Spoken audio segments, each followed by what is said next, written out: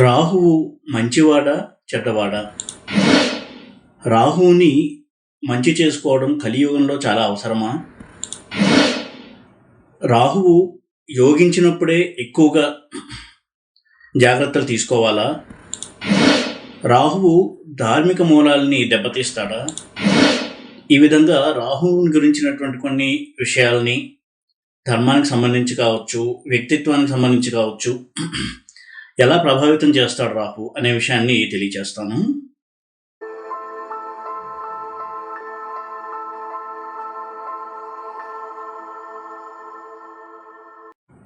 ఓం నమో వెంకటేశాయ. జ్యోతిషగ్నకరం ఛానల్కి స్వాగతం. ఈ వీడియోలో రాహుని గురించిన కొన్ని విషయాల్ని తెలియజేస్తాను. అంటే రాహు ఎటువంటి వ్యక్తిత్వాన్ని ఇస్తాడు, ఎటువంటి ఆలోచన విధానాన్ని ఇస్తాడు, ఎలాంటి ప్రభావాన్ని చూపిస్తాడు రాహు ఒక వ్యక్తి యొక్క ఆలోచన ధోరణి మీద. నిజంగా రాహు మంచి గ్రహమా, పాపగ్రహమా, శుభగ్రహమా, పాపగ్రహమా? రాహుని ఎలా అర్థం చేసుకోవాలి? రాహుని అర్థం చేసుకోవడం ఎంత అవసరం ఈ రోజుల్లో? ఈ కోణంలో నేను రాహుని గురించి కొన్ని ఆసక్తికరమైనటువంటి విషయాల్ని చెప్పేటువంటి ప్రయత్నం చేస్తాను. రాహు అంటేనే మాయకి సంబంధించినటువంటి ప్లానెట్. అత్యాశ, గ్రీడ్ అంటాము. అంటే ఏదో సాధించాలనే తపన.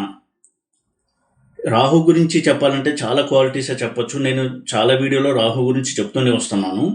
అయితే ఎప్పుడైతే రాహు యొక్క ప్రభావం ఉంటుందో వారి యొక్క ఆలోచన ధోరణి మీద తప్పకుండా రాహు యొక్క ప్రభావం కనిపిస్తూ ఉంటుంది. అది రిఫ్లెక్ట్ అవుతూ ఉంటుంది, ప్రతిఫలిస్తూ ఉంటుంది అన్నమాట. లగ్నంలో రాహు తీసుకోండి, వారి యొక్క ఆలోచన విధానము రాహు యొక్క ప్రభావం వల్ల ఆ రకంగానే ఉంటుంది.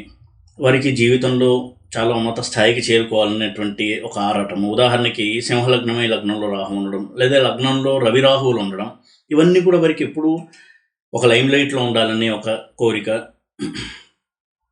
దుందుడుకు ప్రవర్తన, ఎవరి మాటని లెక్క చేయకపోవడము, అత్యాశ, ఇవన్నీ కూడా ఇస్తాడు రాహు. అయితే రాహు దగ్గర ఉన్నటువంటి లక్షణం ఏంటి అంటే, తీవ్రమైన గ్రహాలతో కలిసి తప్ప వేరే గ్రహాలతో కొనుక్కున్నట్టయితే తన అవసరానికి ఎవరిని ఎలా మనం వాడుకోవాలి, ఎవరితో ఎంతవరకు ఎలా మెలగాలి, అలా ఉంటూ తన ప్రయోజనాన్ని సిద్ధింపజేసుకుని వెళ్ళిపోవడం, ఇలాంటి ఒక మనస్తత్వం ఇస్తాడు రాహువు.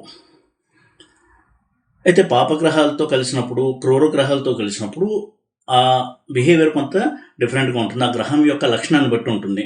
ఉదాహరణకి రవి రాహువులు కలిసి లగ్నంలో కనుక్కున్నట్టయితే కొంత డాంబికము, ఫాల్స్ ప్రెస్టీజ్, దర్పం చూపించడం అందరికీ, ఇటువంటి ఒక మనస్తత్వం అనేది ఉంటుంది. ఇప్పుడు కూడా సొసైటీలో స్టేటస్ అందరికీ చూపించుకోవాలి అనేటువంటి ఆరాటం అనేది ఉంటుంది. ఎందుకంటే రవి రాయల్ ప్లానెట్. అటువంటి రవి కనుక రాహుతో కలిసినట్టయితే ఆ నేచర్ అనేది ఆ విధంగా వారికి ఉంటుంది. అలాగే కుజరాహుల కలయిక, కొంత తీవ్ర స్వభావము, అహంకార ధోరణి, ఇతరుని లక్ష్య పెట్టకుండా ఉండడము, తన మాటల్లో కూడా అది ధ్వనిస్తూ ఉంటుంది. ఇక ఆలోచనలు కూడా రాహు యొక్క ప్రభావం వల్ల మనకి తెలుస్తూ ఉంటాయి. రాహు అంటేనే మ్యానిపులేషన్స్ చేసేటువంటి గ్రహము, చాలా తెలివితేటలు ఇచ్చేటువంటి గ్రహము. ఇందాక చెప్పినట్టుగా తన పని అవ్వడానికి ఎవరితో ఎలా మసులుకోవాలి అనేటువంటి తెలివితేటలు ఇవ్వడము, మ్యానిపులేషన్స్ చేసేటువంటి తెలివితేటలు, ఇవన్నీ కూడా ఇస్తాడు రాహువు. ఇక ధార్మికపరమైన విషయానికి వచ్చినట్టయితే వాటి మీద పెద్దగా శ్రద్ధ ఉన్నట్టుగా కనిపించదు. అవసరానికి వారి యొక్క ధర్మాచరణ అనేది ఉంటుంది. నలుగురు తను అపార్థం చేసుకోకూడదు, తన గురించి మళ్ళీ చెడుగా అనుకోకూడదు అని పాటించాల్సినవన్నీ పాటిస్తూ ఉంటారు తప్ప చిత్తశుద్ధితో దాని అర్థాన్ని తెలుసుకుని, దాని పరమార్థాన్ని తెలుసుకుని ధర్మాన్ని పాటిద్దాము అనేంత ఓపిక తీరిక వరకు ఉండవు. అంత లక్ష్యం కూడా ఉండదు. కొంత చులకన భావం, కానీ అవేవి కూడా పైకి తెలియకుండా జాగ్రత్త పడుతూ ఉంటాడు రాహువు. రాహు అంటేనే కన్ఫ్యూజ్ స్టేట్ ఆఫ్ మైండ్. అంటే వారికి ఎప్పుడు కూడా ప్రశ్నలే.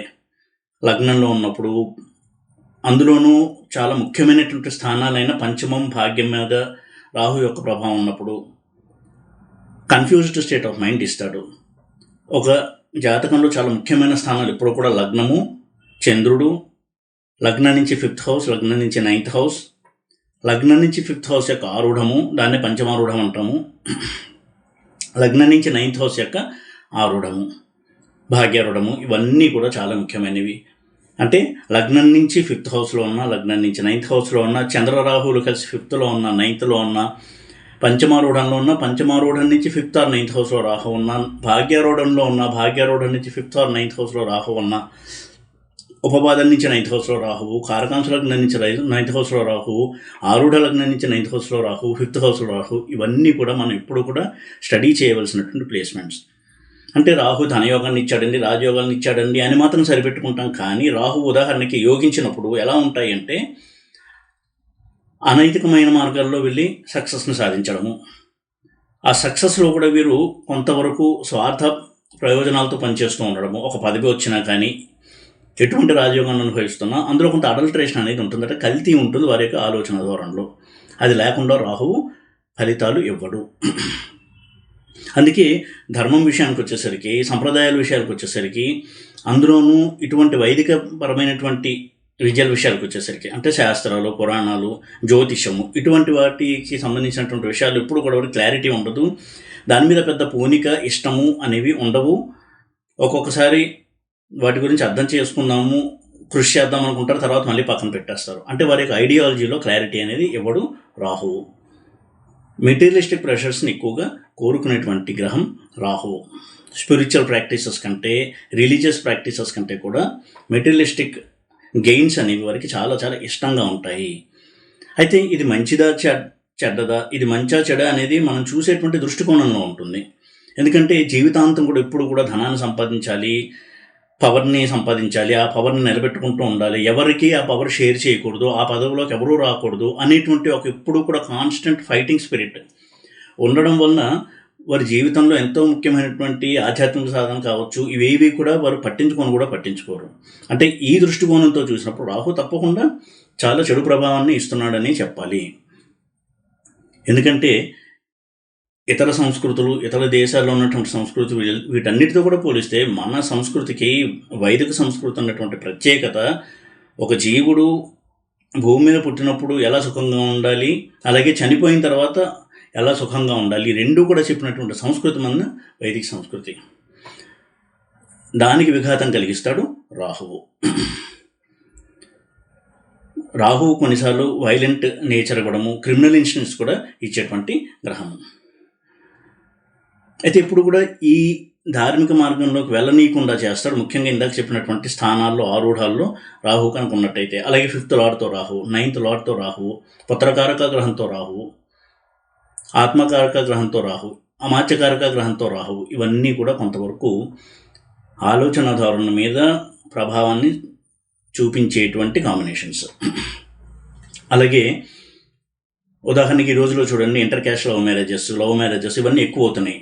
ఎందుకంటే రాహువు అటువంటి స్థానాల మీద ప్రభావం చూపిస్తున్నాడు. 5th హౌస్ యొక్క ఆరూఢము, 5th లార్డ్ పుత్రకారక, ఈ గ్రహాలు రాహుతో సంబంధం కలిగి ఉన్నట్టయితే అన్కన్వెన్షనల్ మ్యారేజెస్, లవ్ మ్యారేజెస్, అది కూడా ఇంటర్ క్యాస్ట్ లవ్ మ్యారేజ్, ఇవన్నీ కూడా ఇస్తాడు. దానివల్ల ఏంటి ప్రాబ్లము అంటే, ఏవైతే పితృకర్మలు ఉంటాయో అవి లుప్తమవుతాయి.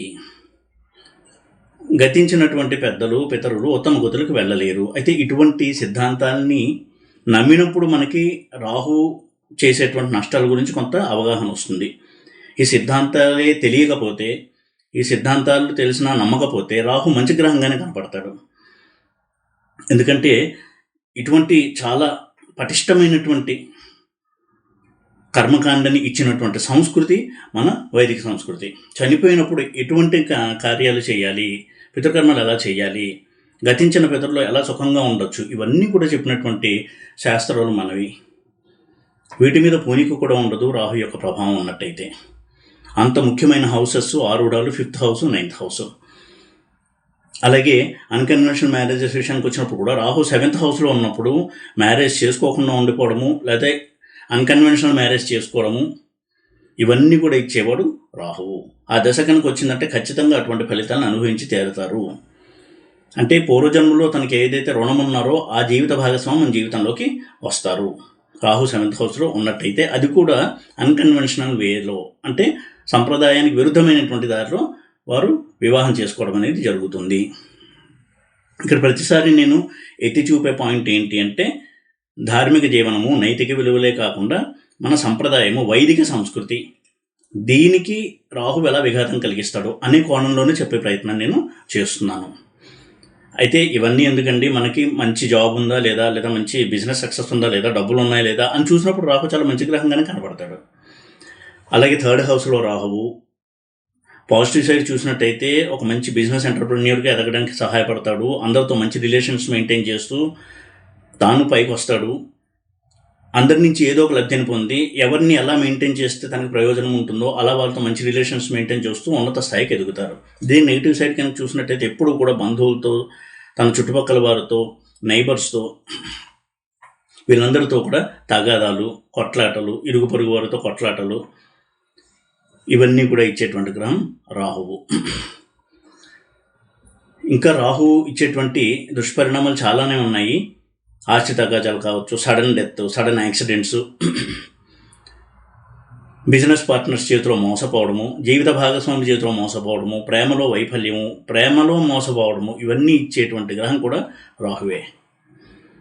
ఇవన్నీ ఒక ఎత్తు అయితే అసలు మనిషి యొక్క స్వభావాన్ని అడల్టరేట్ చేసేటువంటి గ్రహం రాహు, అంటే కల్తీ చేసేటువంటి గ్రహం రాహువు.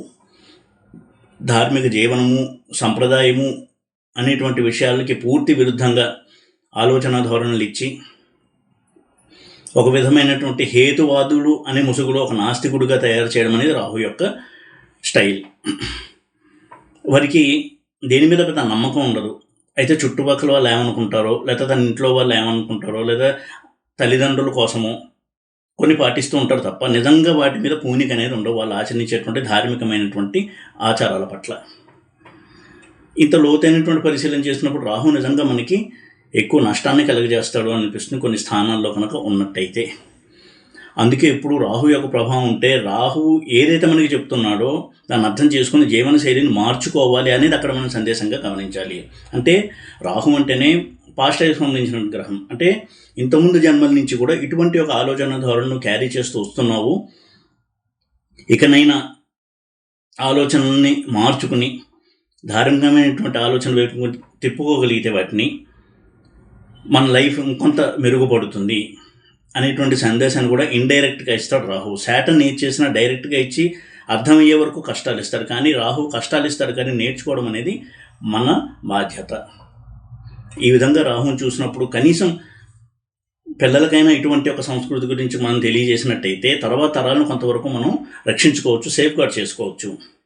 ఎందుకంటే రాహువు వంశ పరంపర మీద దెబ్బతీసేటువంటి గ్రహం. రాహువు కేతు ఇద్దరు కూడా అంటే వారి యొక్క వంశంలోనే కొంత విచ్ఛిన్నత అనేది రావడము, పితృకర్మం లోపించడము, ఆ తర్వాత వారి సంతానం కూడా ప్రాబ్లమ్స్తో జన్మించడము, ఇవన్నీ కూడా జరుగుతాయి. కాబట్టి రాహు యొక్క ప్రభావాన్ని అర్థం చేసుకుని వీలైనంత వరకు ధార్మిక జీవనాన్ని, సంప్రదాయాన్ని పాటిస్తూ జీవించడాన్ని, ఇలాంటి వాటిని కనుక అలవాటు చేసుకున్నట్టయితే తప్పకుండా తర్వాత తరమైనా సరే దీనివల్ల లబ్ధి పొందుతుంది. సుఖంగా జీవించడానికి మనం వరకు ఒక అవకాశం ఇచ్చినట్టుగా అవుతుంది. ఈ వీడియో కనుక మీకు నచ్చినట్టయితే లైక్ చేసి, షేర్ చేసి, సబ్స్క్రైబ్ చేయండి. ఓం నమో వెంకటేశాయ.